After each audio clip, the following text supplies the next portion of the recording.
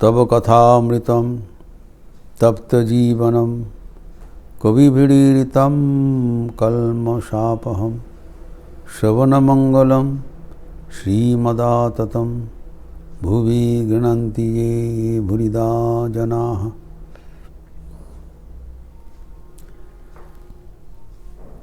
बलराम मंदिर में त्रिलोकनाथ सान्याल के साथ गिरीश आदि भक्तगण का तुमुल वितर्क हुआ। वितर्क का समापन के बाद ठाकुर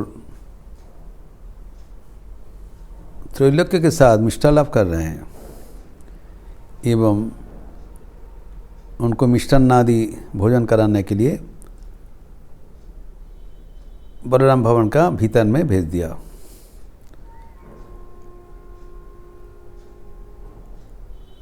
अभी ठाकुर के बीच में ही वितर्क हुआ। अभी वितर्क का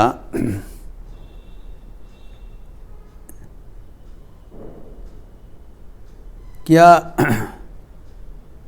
यथार्थता है वो ठाकुर अभी बता रहे हैं। दी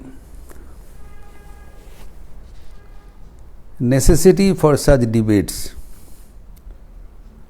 करना उचित है या अनुचित है, इसके बारे में अभी ठाकुर बता रहे हैं। देखिए, त्रैलोक्य का अनुभव स्थिति में तो सामने नहीं बताया। ये सब हमें ठाकुर से सीखना चाहिए। किसी को मन के आघात देकर वो कुछ काम नहीं करते थे।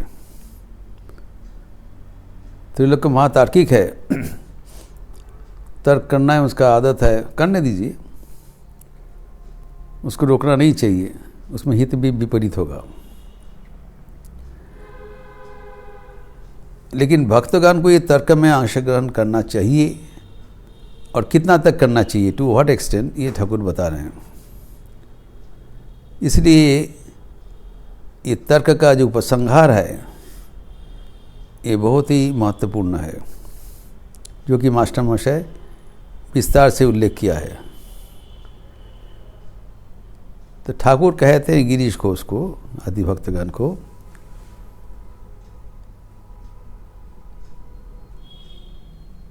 इन लोग कैसे जानते हो, ये कुआ का मेढक है, এরা হচ্ছে পাতকুয়ার ব্যাঙ, पृथ्वी देखे नहीं। ये कुआ का मेढक है कि बाहर का दुनिया के बारे में कुछ ज्ञान नहीं है और ये मानते भी नहीं है कि कुआ के बाहर में और कुछ दुनिया है और होना संभव। देखा नहीं कभी। तीन लोग को कभी ईश्वर का आनंद उपलब्धि हुआ नहीं, इसलिए संसार करके रट रहे हैं। They feel that the worldly enjoyments is the only source of joy in this world. इससे अनेक अधिक गुण जो ईश्वर आनंद है होना संभव है, के बारे में कोई ज्ञान नहीं है। इसलिए वो अड़े रहते हैं, इसके बाहर में उसको ज्ञान नहीं है। अभी गिरीश को उसको कह रहे हैं, তুমি এদের সঙ্গে অত বকছো কেন? आप इन लोगों के साथ क्यों इतने तर्क कर रहे हो? हम लोग देखते हैं कठोपनिषद में यमराज नचिकेता को बोल रहे हैं, नैषा तर्की न मतिरापनेया प्रोक्ता अन्य नैव सुज्ञानाय पृष्ठ। कठोपनिषद 1-9।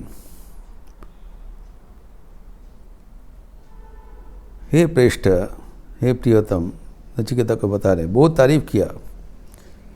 तुम्हारा जैसे विवेक बुद्धि संपन्न कोई प्रश्न करता आ जाए वो स्वागत है,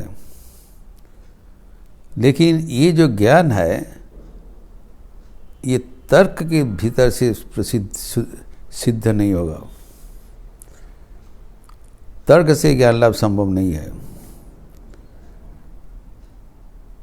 तार्किक भिन्न कोई अन्य नहीं उपयुक्ता सुज्ञान अपृष्ट, उससे तार्किक भिन्न कोई उनसे सदुपदेश मिलने से ही उपलब्धि के द्वारा ये ज्ञान प्राप्त होता है। ये ठाकुर का कहना है कि जब तक उपलब्धि नहीं होगा तब ये तर्क का विषय नहीं है। It's waste of time and energy. इसलिए गिरीश को बोल रहे हैं तुम क्यों इतना तुम्हारा बर्बाद कर रहे हो। अब एक उदाहरण से बोल रहे हैं, एक बच्चा को क्या रमन सुख अब समझा सकोगे? चाइल्ड का अभी बोध नहीं हुआ, he will not be able to understand what is sexual pleasure. So you have to wait for his maturity. जब तक वो साबालक नहीं होगा तब तक वो समझ में नहीं पाएगा। वैसे ही हमारे जब तक आध्यात्मिक मैच्योरिटी नहीं होगा, आध्यात्मिक रूप से हम साबालक नहीं होंगे, बुद्धि परिपक्व नहीं होगा, तब तक हम ये सब तत्व अवतार तत्व समझ में नहीं पाएंगे। ये ठाकुर एक दो उदाहरण दिया। एक कुआं का मेढक, वो लंबा एक इसमें कहानी भी दूसरा जगह में दिया है, यहाँ पर संक्षिप्त रूप से बताया। ये उनका पहुंच का बाहर है, बुद्धि का पहुंच के बाहर है।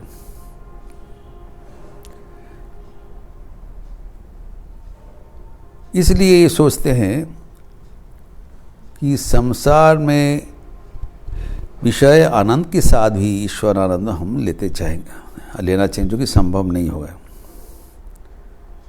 विषय आनंद और ईश्वर आनंद एक साथ रह नहीं सकता है। जब तक विषय आनंद का रस शुष्क नहीं होगा,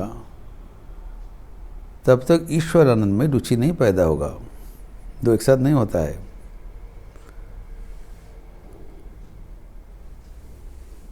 लेकिन इनको तर्क के भीतर से आप समझा नहीं पाओगे। लेकिन ठाकुर कहते हैं, खैर इन लोग अपना सामर्थ्य अनुसार समझने का कोशिश करें, ये भी अच्छा है। तबेश इनको जो जैसे सामर्थ्य है उसी अनुसार भगवान को समझने में कोशिश कर रहे हैं, ये भी ठीक है।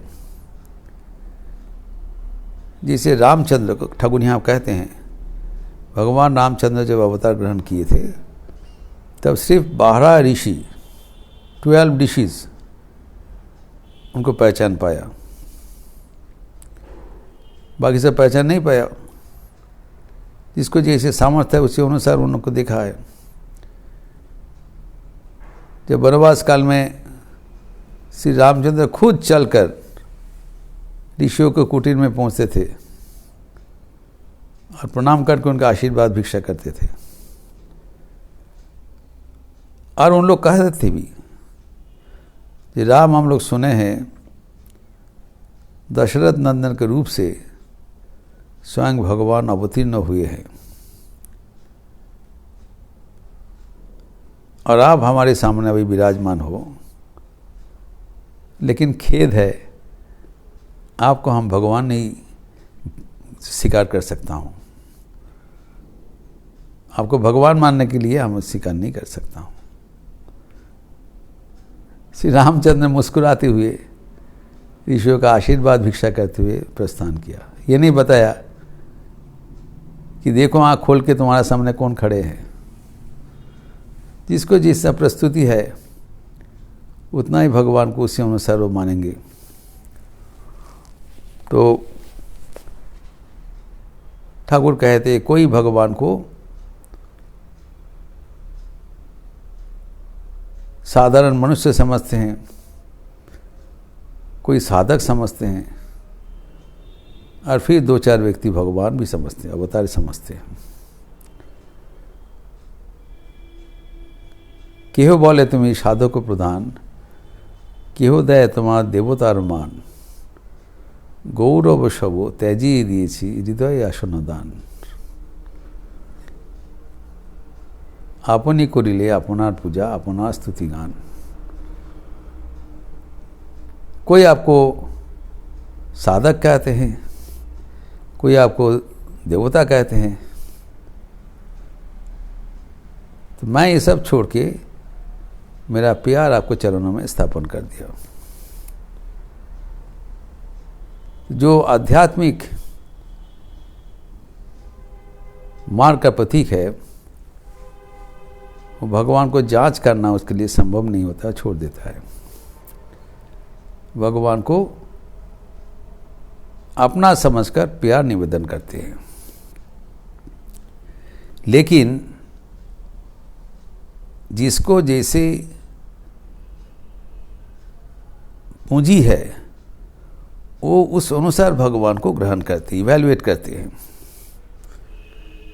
ठाकुर इसमें एक कहानी के माध्यम से ये बात बोल रहे हैं। जार जेमन पूंजी से ततटुकु मूल्य दीते राजी থাকে। अभी कहते हैं एक कहानी में एक बाबू का पास एक मूल्यवान हीरक खंड था। तो वो उसको नौकर को बुलाया और बताया, देखो तो ये लेके जाओ, विभिन्न व्यक्ति को पूछो इसको क्या कीमत वो दे सकते हैं, तब पता चलेगा किसका कितना कीमत है, व्यक्ति का कितना पहुंच है, वो उनका मूल्यांकन से पता चल जाएगा। इसीलिए अब देखेंगे ठाकुर बारंबार भक्तगण को पूछते थे, आमाके तुम्हार किरम मने है, how do feel about me, what is your estimate. Even जब मास्टर मशाई को बारंबार पूछा तो मास्टर मशाई बताया, हाँ आप तो बहुत समझ में नहीं पा रहे हो आप कैसे है, लेकिन आप तो बहुत ही पहुंचा हुआ आदमी है। फिर कह रहे हैं कोया ना, what is the percentage of perfection, अर्थात जितना परसेंटेज आप समझ पाओगे उतना परसेंटेज ही तुम्हारा आध्यात्मिक अग्रगति हुआ। The estimation of God is directly proportional to our spiritual development. यही बात ही कहानी से बता रहे हैं। तभी कहते वो लेके, वो जेवर लेके तुम विभिन्न को पूछ, पहले बेगन वाला का पास चले जाओ, बोला है बाबू ने। तो बेगन वाला के पास गए, बेगन का व्यापारी है, उन्होंने दिखाया और बोला देखो ये जो है ये आप लोगे और इसके लिए कितना तुम्हारा दाम दोगे। तो उन्होंने अच्छा करके देखा, बोला ठीक है, इसके लिए मैं 9 सेर बेगुन देने के लिए तैयार हूँ, 9 किलोज ऑलमोस्ट। तो फिर ये नौकर बोल रहा है कि 9 सेर बहुत कम बोल रहे हो, कम से कम 10 सेर बता दो, 10 किलो बता दो तो हम छोड़ के चाहेंगे। बोले नहीं, हम बाजार जब से वो ज़्यादा बोल दिया गलती से, 1 पीस भी बेगुन इससे अधिक नहीं मिलेगा तुमको, इसका उतना ही वैल्यू है। तो हंसते हुए व्यक्ति भृत्य चले गए बाबू का पास। बोले देखिए बेगुन वाला इनको सिर्फ 9 सेर बेगुन देने के लिए तैयार था और उससे और 1 भी अधिक देने के लिए उसका तैयार नहीं हुआ था। तो वो बोला ठीक है, हंसते हुए बोला ठीक है, अभी एक कपड़ा वाला के पास चले जाओ। तो कपड़ा वाला का पूंजी ज़्यादा है, उनने बहुत अच्छा करके परख करके बताया यदि ये तो बहुत अच्छा हीरक है, इससे स्त्रियां का जेवर बन जाएगा, गहना बनेगा, ये तो मूल्यवान रत्न है। लेकिन इसके लिए मैं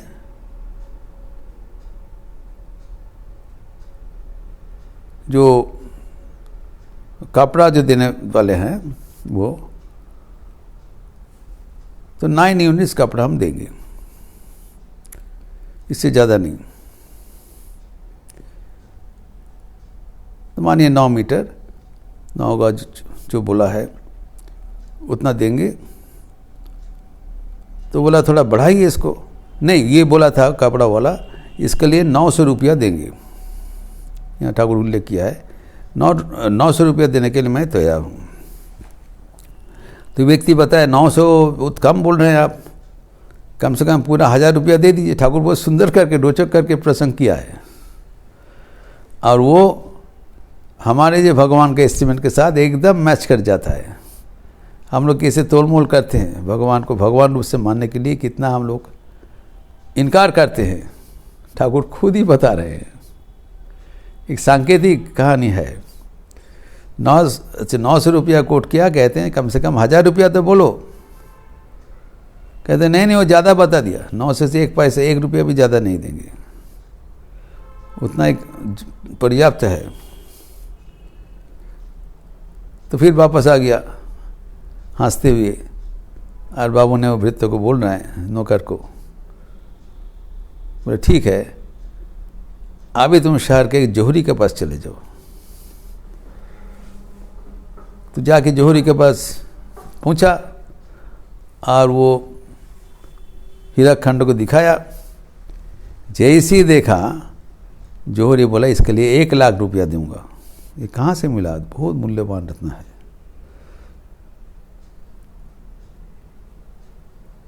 तो ठाकुर कहते जिसको जैसा पूंजी है उसका भी उतना वैल्यू देने के लिए वो तैयार होता है। इसीलिए ठाकुर कभी कभी वो तो अभिमान करते थे कि इवन नरेंद्रनाथ जैसे उच्च अधिकारी भी ठाकुर को पहचान नहीं पाया। इसको अभिमान का बात बोला था कि वो सोचा कम से कम नरेंद्रनाथ को पूंजी बहुत ज़्यादा है, उसका तो ठाकुर के ऐसे करके इनकार नहीं करना चाहिए था। लेकिन ठाकुर का माया का आवरण इतना जबरदस्त था कि कोई उसको पहचान नहीं पाया, ना ठाकुर को पहचान पाया, ना श्री माँ शारदा देवी को पहचान पाया।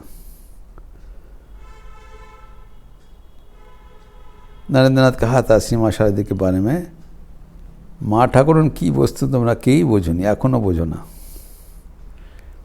समझना मुश्किल है। ठाकुर कहते इसलिए ये तर्क का विषय नहीं है। हमारे आध्यात्मिक बोध जितना जागृत होगा, भगवान के ओर जितना हम बढ़ेंगे, उतना ही भगवान का कंसेप्शन वो परिष्कार होते जाएंगे, और भगवान उतना ही बृहद रूप से दिखाई पड़ेगा। उनका जो ऐश्वर्य है वो धीरे धीरे हमारे सामने में से परिष्कार होते जाएंगे। इसके लिए कोई तर्क विचार इसका समाधान नहीं है। आध्यात्मिक साधन एवं प्रार्थना ही हमें भगवान के करीब पहुंचा देंगे, भगवान को पहचाना न देंगे। We'll be able to recognize, identify the worth of God to the extent we grow in our spiritual life. इस प्रसंग को ठाकुर और भी विस्तार कर रहे हैं, इसका चर्चा हम अगले दिन करेंगे। ओम शांति शांति शांति। हरि ओम तत्सत। श्री रामकृष्णार्पणमस्तु। अच्छे रहिए, स्वस्थ रहिए, आनंद में रहिए। नमस्कार।